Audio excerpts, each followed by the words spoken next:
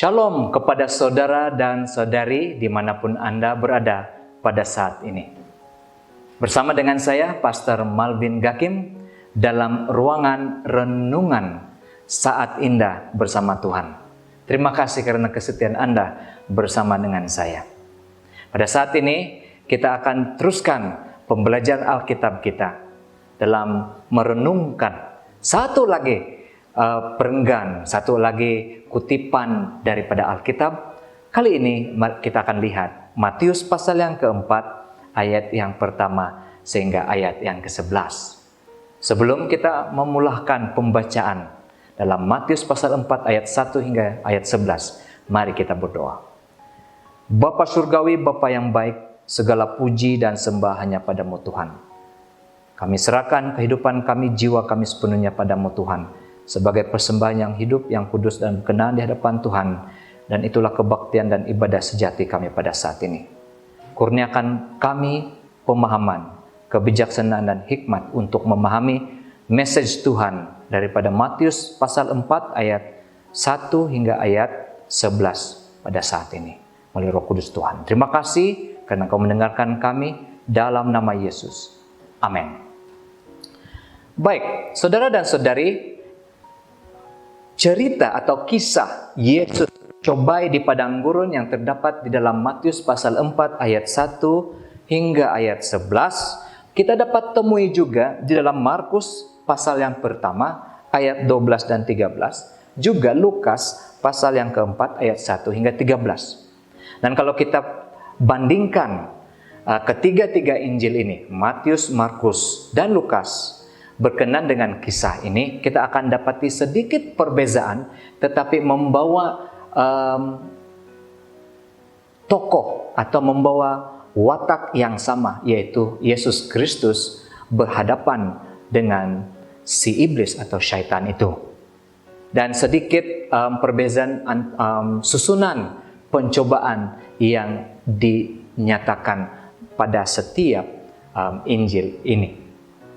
Ya, saudara dan saudari, kita akan tumpukan perhatian kita pada Matius pasal 4 ayat 1 hingga ayat 11. Saya akan bacakan ayat Alkitab ini, Matius pasal 4 ayat 1 hingga ayat 11 daripada versi Alkitab Indonesia terjemahan baru.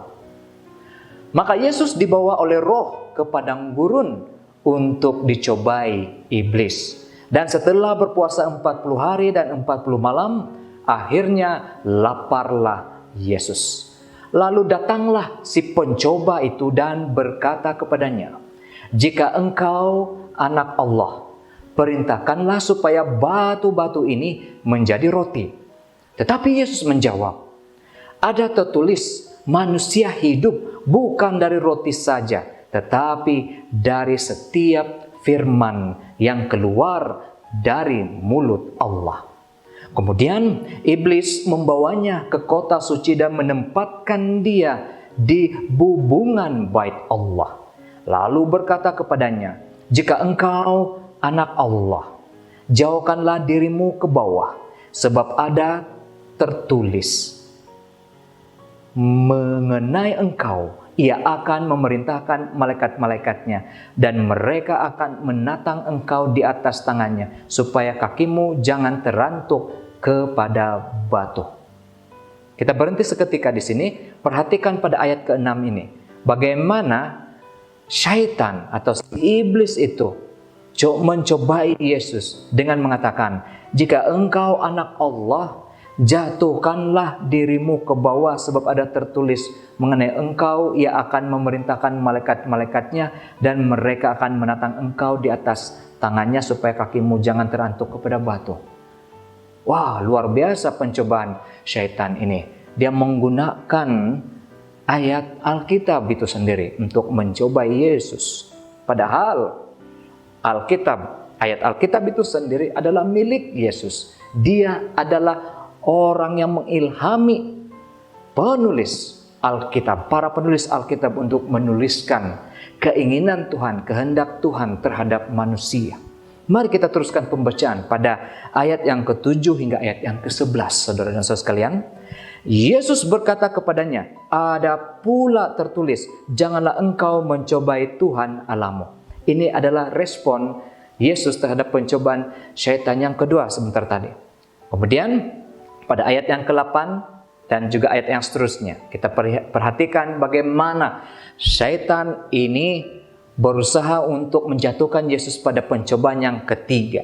Dan iblis membawanya pula ke atas gunung yang sangat tinggi dan memperlihatkan kepadanya semua kerajaan dunia dengan kemegahannya.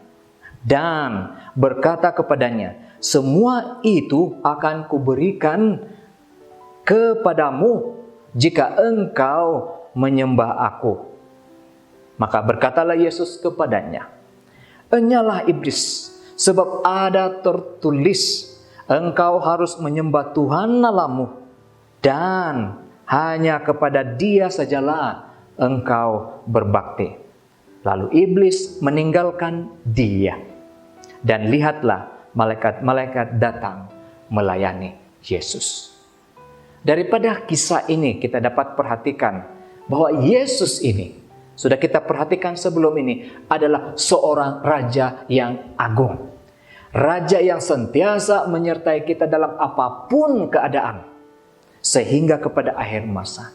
Dan Dia adalah Raja yang agung yang membawakan kerajaan itu ke dunia ini. Kerajaan Tuhan, kerajaan surga itu ke dunia ini. Supaya setiap orang dapat mengalami kasih limpah kurnia Tuhan dalam kehidupan mereka. Seperti mana yang dirasai oleh Adam dan Hawa pada waktu mereka belum lagi jatuh ke dalam dosa.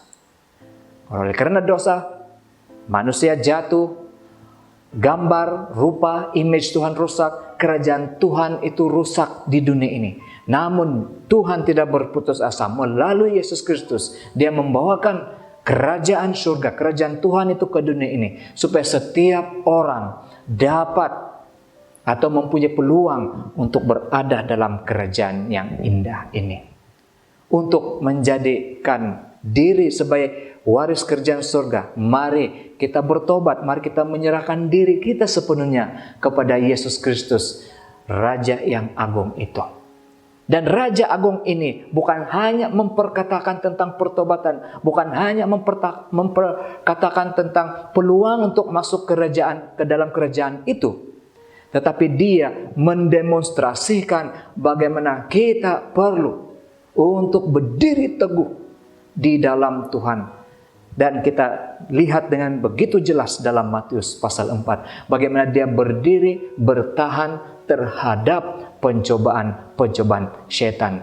3 kali Yesus dicobai, 3 kali Yesus menang. Dia adalah Raja yang menang.